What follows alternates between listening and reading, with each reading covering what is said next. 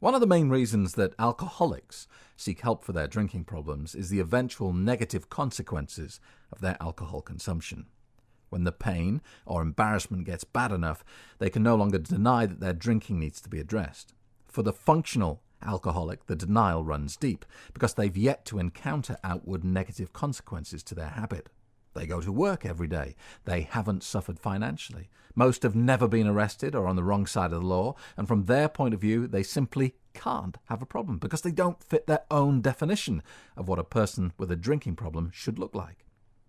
Don't blame television, Hollywood, or its actors. They're compelled to keep portraying alcoholics as the staggering, slurring down and outs that we're familiar with. If a director instructed his leading man to play an alcoholic character as a functional alcoholic, how would we even know he had a problem? The functional problem drinker often consumes just as much alcohol as a fully blown alcoholic. They just don't exhibit the outward symptoms of dependence. This is because they have developed a tolerance for alcohol to the point where it takes so much more for them to feel the effects. Consequently, they must drink increasingly larger amounts to get the high they crave.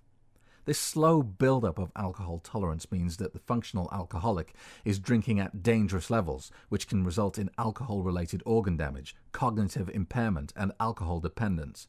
Chronic heavy drinkers can display a functional tolerance to the point that they show few obvious signs of intoxication, even high blood alcohol concentrations, which in others would be incapacitating. In the mid-90s, Steve McFadden, a popular British soap opera actor, was arrested and charged with driving under the influence of alcohol. He'd consumed 9 double vodkas before getting behind the wheel of his car. While to most people this would be enough to knock them out for the night, he decided to fight the prosecution on the grounds that he had an unusually high tolerance to alcohol. The courts witnessed a bizarre scene of a man consuming vast amounts of drink in court and still appearing to be completely sober. The judge obviously bought the argument, as the actor was banned for just 18 months, which is a very light sentence for such a large blood alcohol reading. You need to change what alcoholic means to you. It doesn't mean that you must accept being a social outcast or that the condition is permanent. Alcoholism isn't a figment of your imagination, and I will keep confirming for you right the way through this book that you are not weak-willed or in any way a failure because of this problem. A statement which frequently predicts this response is, well, come on, Craig, how come I can't just open a bottle of wine and have one glass with a meal? Why do I have to finish the bottle? Or why can't I just have one, like my friends appear to be able to do? You see, if alcoholics were weak-willed individuals, wouldn't that flaw in their personality apply to all areas of their life? If there's really such a thing as an addictive personality, then logic would dictate that the condition would apply to all areas. And all alcoholics would also be obese, gambling-addicted, heroin-injecting glue sniffers. You are alcoholic because of a long-term chemical imbalance exasperated by your body's tendency to process alcohol differently from those annoying people who can just enjoy a glass of red wine with their steak and think nothing of putting the bottle away for another day. Alcoholism is often stated to be a disease, just like cancer. My opinion is that this is not true. A disease implies there is nothing you can do about it and that you have contracted it without any conscious input on your part. This creates the innocent victim mentality that drinkers then use as a perfectly valid excuse for them to continue drinking to excess. Once labelled as such, they begin a pity party that can last a lifetime. They declare how terrible it is to suffer from such a debilitating condition, shrugging their shoulders and cursing their bad luck as they wash away their perceived problems with a stiff drink. You have lost a fight that you never had any chance of winning. That is the reality. It is not your fault, but it absolutely is your responsibility. Problem drinking is not a disease. It is a negative behavioral loop that appears to be so complicated that it may feel as though it's unbreakable. Many people state that they drink to make their problems go away, but at the same time they're aware of all the extra problems their drinking is creating. All your beliefs about why you drink are likely to be a massive catch-22 situation. For example, you're worried about money, but you don't want to spend the evening thinking about all the bills, so out comes the booze. The alcohol, which is a mild anesthetic, merely time shifts your problems forward another 24 hours and then adds an additional problem of alcohol withdrawal into the mix. Remember, you started drinking to forget about the bills, but the booze habit is costing you thousands of dollars a year. And if you didn't spend so much feeding your alcohol addiction, you'd probably be able to pay the bills you're worrying about in the first place. The average person who stops drinking as a result of reading this book or joining my online club goes on to save over $4,000 a year. And while money isn't strictly speaking a good reason to stop on its own, it is a very pleasant byproduct of quitting. If you were offered a no-strings pay rise of that size, wouldn't you gladly accept it? So if saving money is only the byproduct of this process, you might be wondering what the primary reason is. Well, we'll come to that in due course, and at this point in Alcohol Lied to Me, I'd like to offer you a word of warning. It's important to listen to this book in the order that it was recorded. Please don't be tempted to skip ahead and try and find the magic bullet cure. You will find no such thing. It is the slow deconstruction of the lies of alcohol has repeatedly told you over the years, and a growing understanding of why booze affects you the way that it does that allows you to see it for what it is. More importantly, to stop believing that alcohol is somehow, in some way, benefiting you. There are no real benefits to booze, only illusions of positives. Anyone who consumes alcohol has inadvertently placed himself or herself in the mousetrap. Some are moments away from disaster, others are a lifetime away. Slowly, the mechanism is loaded and primed. Over time, you become more and more at risk of letting alcohol seize control of your life. You are effectively playing a virtual version of Russian roulette, but with booze as the bullet in your loaded gun. Every time you drink, you pull the trigger. And one day, you won't be so lucky. That chamber will not be empty.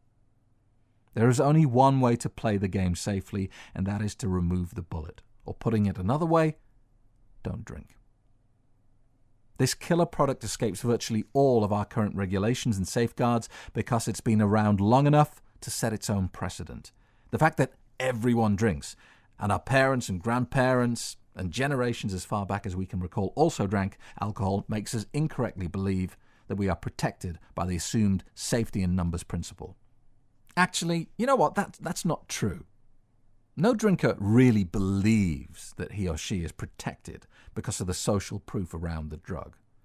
They're just pleased to have another weapon in their arsenal to justify their behavior around a substance that we all inherently know is dangerous and unhealthy. There is no safety in numbers with alcohol. Just because everyone you know drinks does not make it a safe product. It doesn't reduce your chances of getting addicted or suffering harm in some way. Whether one person plays Russian roulette or 1 billion people play, the odds remain the same for each person holding the gun. Every pull of the trigger is a separate, unique incident that is completely independent of and uninfluenced by all other triggers being pulled at that time. Just because the people who surround you all appear to be in control of their drinking does not give you a license to assume you will be affected by alcohol in a similar way. Now, many people will start listening to this audiobook hanging on to the hope that they will be able to reduce their drinking down to a sensible amount. I would love to tell you that that glorious compromise is possible. Perhaps I would even sell more books if I pretended that it is. However, integrity is important to me, and I can't tell you anything but the hard facts and the truth about this drug. Reducing the amount of poison you're consuming is as helpful to you as closing an open porthole on the Titanic would be. If I were to advise you to cut down, there would be an implication in that drinking perhaps provides some benefits if consumed in small amounts. It doesn't.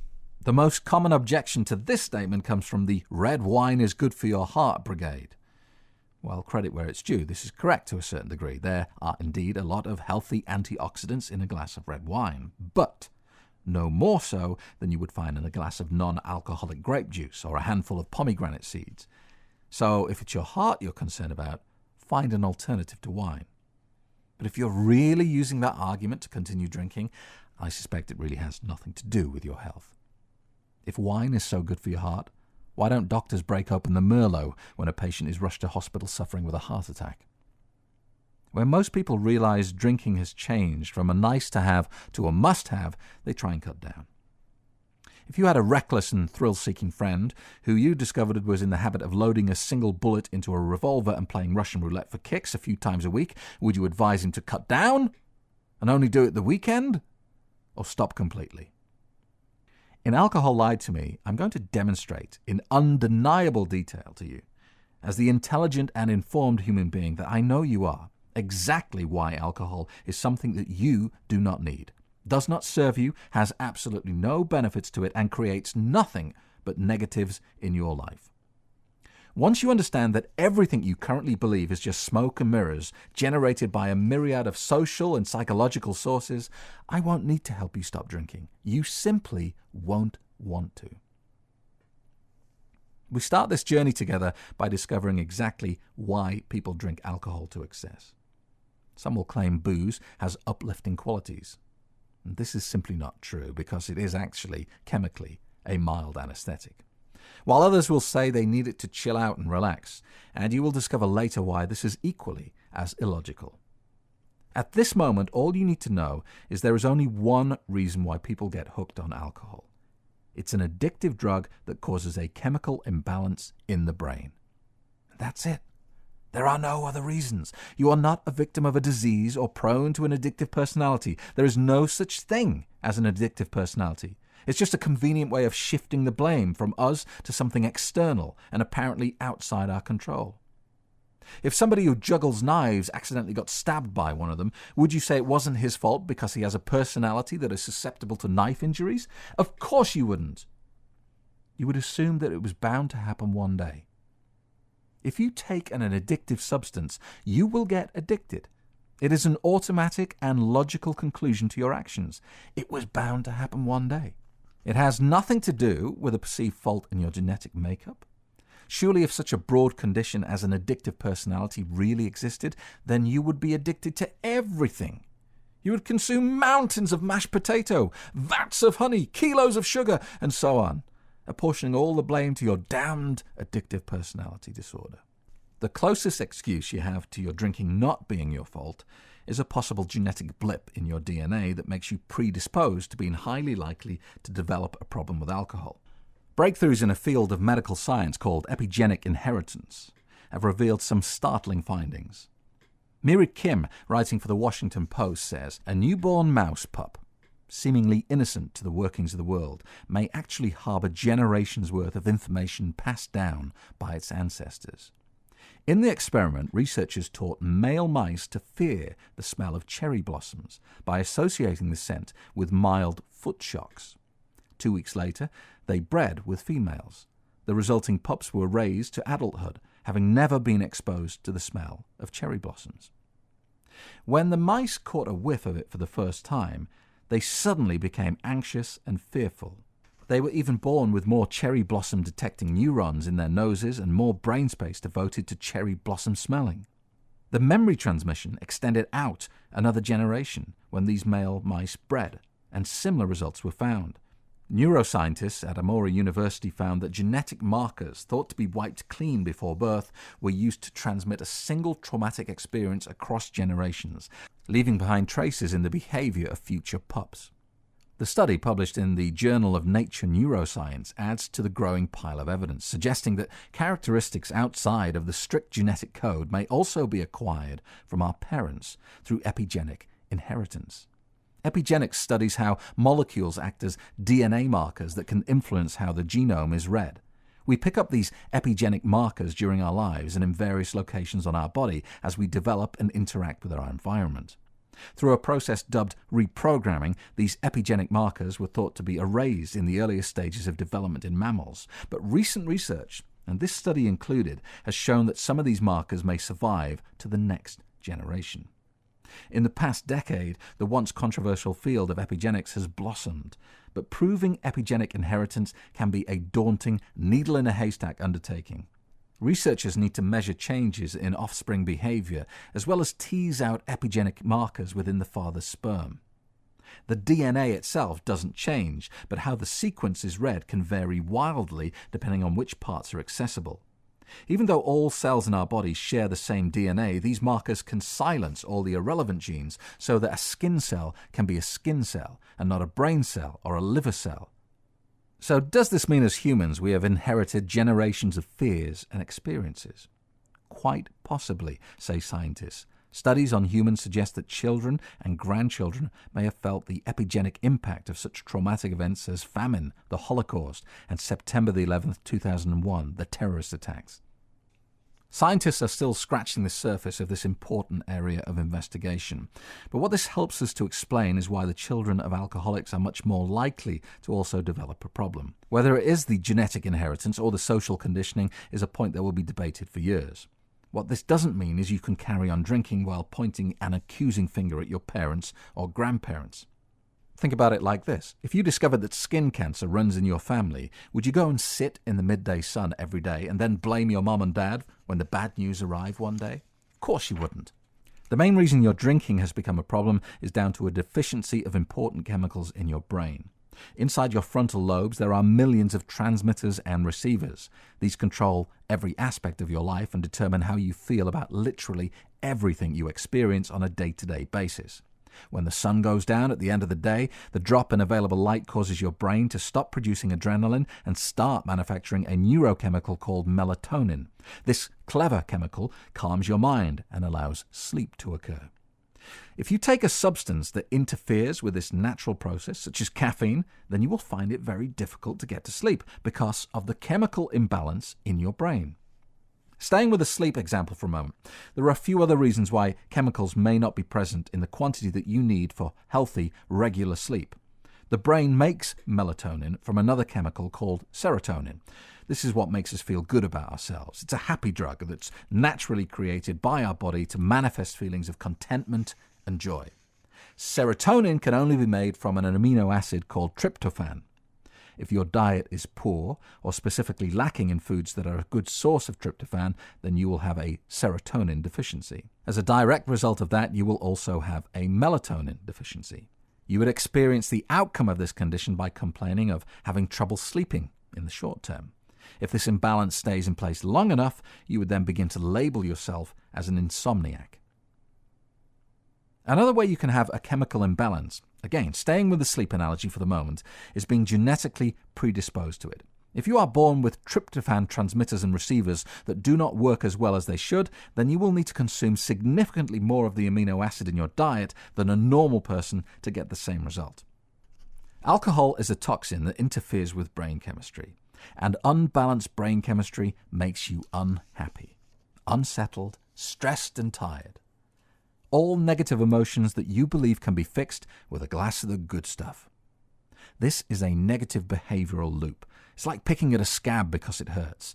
The more you pick at it, the worse it gets. And yet, you just can't leave it alone. You are stressed because alcohol has created a chemical imbalance in your brain, so you have a drink to unwind. The alcohol goes on to create more chemical imbalance to ensure that you also feel this uncomfortable again the next day, ensuring that the consumption of the drug continues into infinity. If you owned $1 million racehorse, is it fair to say that you would treat it with respect, stable it in the very best yard, and feed it only the best premium food you could buy?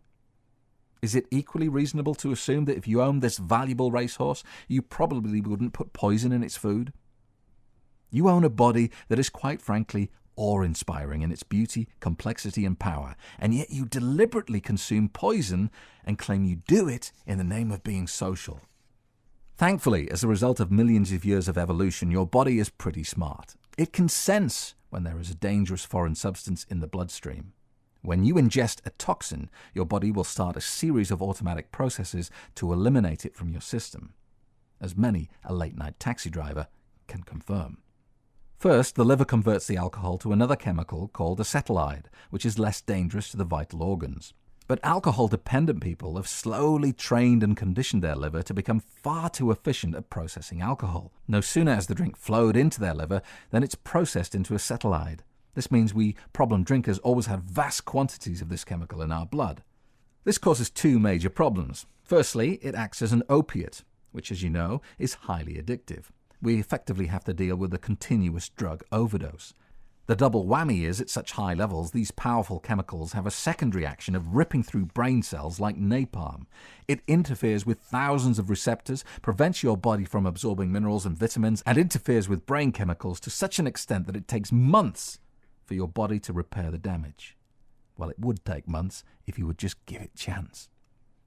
When alcohol hits your brain, it triggers an artificial release of powerful chemicals that create a high.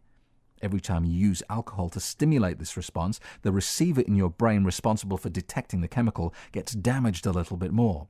Over time, this is why you need more and more booze to create the same effect that you used to get from one drink. This tolerance to alcohol is often seen as something to be proud of, especially in men. Being able to knock back 10 pints of strong lager and not fall over has apparently become a clear sign of a real man. Remove the testosterone from this, and in reality, a tolerance is the first clear sign that alcohol has already caused significant damage. Because of this severe chemical imbalance, you are predisposed to having a problem with alcohol.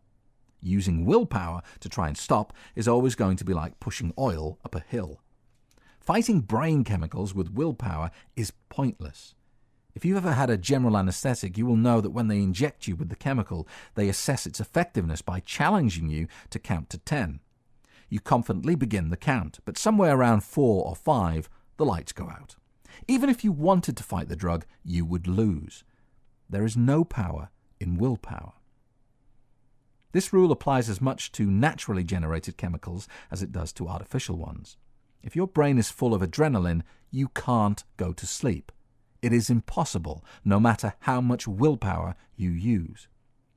A specific chemical in your brain creates all strong emotions, from grief to love. Estrogen makes women want to mother and care for the young. Testosterone makes men want to fight and have sex with things. Dopamine creates a feeling of contentment, and so on. If you injected someone with adrenaline just before going into a movie theatre, it would be unreasonable of you to call him weak-willed because he wouldn't sit still and watch the movie with you. Willpower is completely ineffective against brain chemicals. And so, to stop drinking for good, you have to alter the way you think about booze. And you have to not drink because you genuinely don't want to, and not because you're being hard on yourself. You must ensure that you never have to use willpower again. To get to this point, you need to be aware that alcohol slowly turns us all into liars. We are programmed from a very young age to see alcohol as faultless, natural, mood-enhancing, confidence-inducing, good times for all product, and not the foul-tasting, health-destroying slow poison that it really is.